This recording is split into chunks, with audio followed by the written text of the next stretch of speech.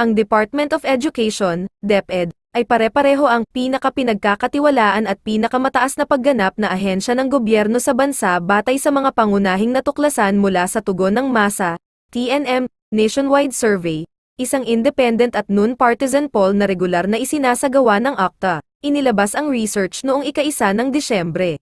Ang focus ng mga resulta ng survey ay sa trust and performance ratings ng mga piling ahensya ng gobyerno. Ang DepEd, ayon sa mga resulta, ay palaging ang pinakapinagkakatiwalaan at top-performing na ahensya ng gobyerno na may 79% at 80%, ayon sa pagkakasunod, sa third quarter 2023 Turnham Nationwide Survey. Sinabi ng ACTA na ang survey fieldwork ay isinagawa mula ika-30 ng Setyembre hanggang October 4, gamit ang harapang mga panayam. Sa kabila ng kaliwat kanang pagbabatikos at paninira kay Vice President Sara Duterte, siya ang nakakuha ng pinakamataas ng rating sa buong ahensya ng gobyerno. Ano ang masasabi ngayon ng mga bumabatikos kay Vice President Sara Duterte? Ito ang aalamin natin sa video na ito. Kung bago ka lang sa aking YouTube channel baka pwede makahingi ng like at subscribe at click mo na rin ang notification bell para updated ka sa aking nilalabas na bagong video. Salamat po. Ngayong nanalo na tayo, nilalaglag na namin ang presidente ng Pilipinas. Nasa realidad ka pa ba, Pia? Yung presidente ba ng Pilipinas ang tinanggalan ng CIF? Ang alam ko, ang presidente ng Pilipinas may CIF pa rin hanggang ngayon. 405 billion, ay 4.05 billion. Anong ginagawa ko? Nagbablogs po ako. Talaga ba? Ang presidente ang nilalaglag? Ang presidente ba ng Pilipinas ang tinanggalan ng CIF? Ang presidente ba ng Pilipinas ang may tatay na inaakusahan na papapasukin ng ICC? Ang presidente, teka muna, alam ko may binabanatan kami. Ang binabanatan namin, Martin ang pangalan. Lantad na lantad po yan. Sino po binabanatan natin? Sino po ba ang speaker na tinatawag na binibira namin? Sino po yung speaker na nagtakal? Pangalan po ba ng ating presidente, Martin? alam ko ang binibira namin si Martin.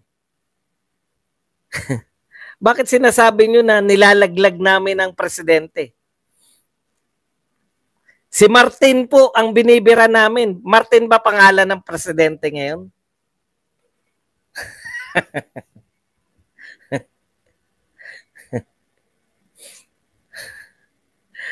Ang tindi, no? Habol talaga nila sa na talagang ang nilalaglag daw ang presidente. Okay, eto pa, isa. Si Pinoy Santa. Ito nakakatuwa. Nakakatuwang panoorin ang hidwaan ni Martin at Sara. Yan. Alam naman natin na 2028 ang dahilan nito. Sa mga nangyayari, mukhang si Martin ang liyamado. Si Sara alam ko ano to dilawan to Si Sara parang basang sisiw. Kasi di alam anong issue ang harapin. 125 in 11 days o ICC. Di sana yung utak na mag-isip ng dehado.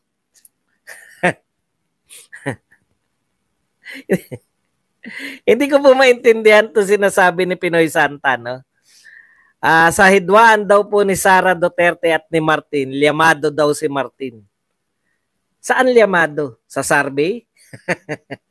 Saan liyamado si Martin? Sa suporta ng tao?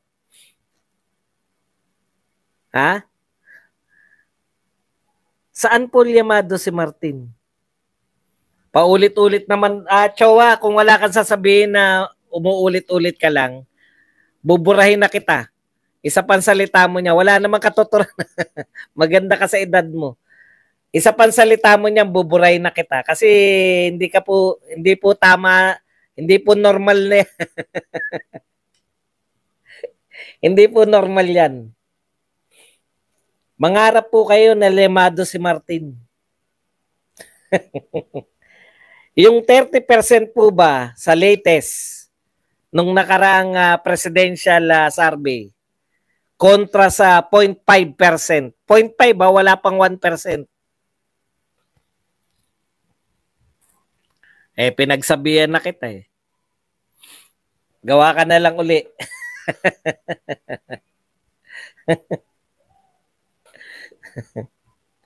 Okay. Yung po bang 30%, yung po bang 0.5% mas mataas sa 30%? Realidad po pinag-uusapan natin, hindi po yung mga pakiramdam ninyo. Nalyamado. Okay.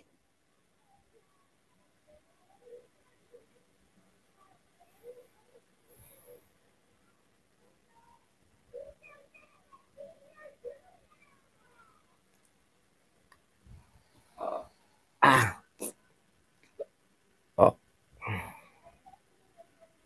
Ito po. Ito maganda to.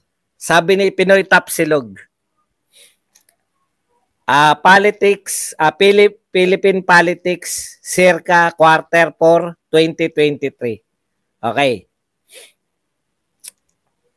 Number 1.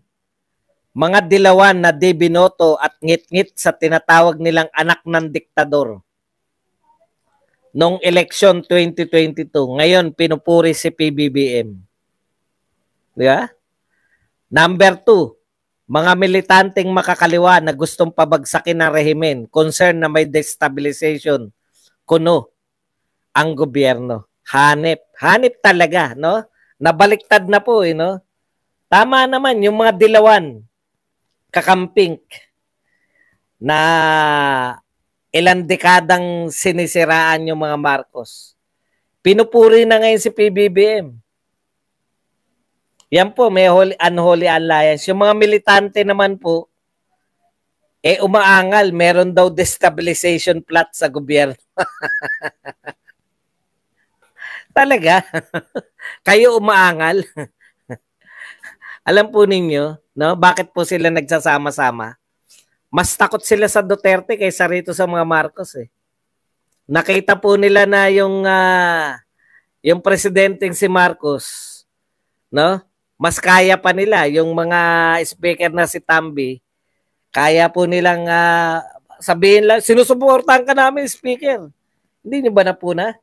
Ang mga kasama ni speaker sa mga picturan, si Lagman, nakaraan, pinapakita yung painting ni Speaker Romualdez. Ang kasama niya sa picture, si Lagman. Ang kasama niya sa picture, nakaraan, yung mga Makabayan Black. Naghahagalpakan sila sa tuwa. Ibang klase, no? Si Martin.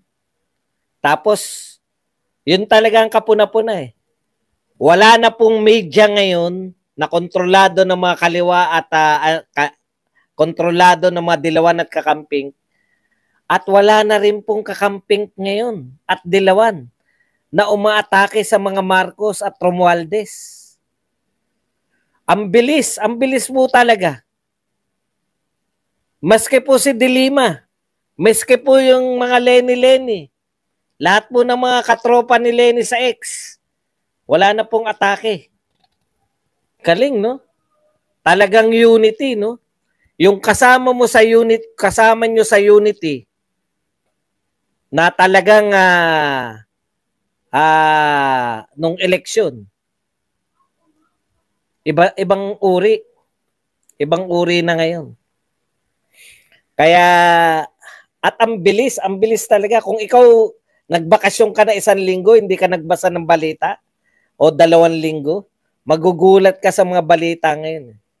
Ayan, no, Manila Standard, that 3 leftist group urge the workers and citizens of the country to oppose the imminent return of authoritarianism via the rumored destabilization plot of certain groups, which they believe is being advanced by some politicians and allies of the former Duterte administration.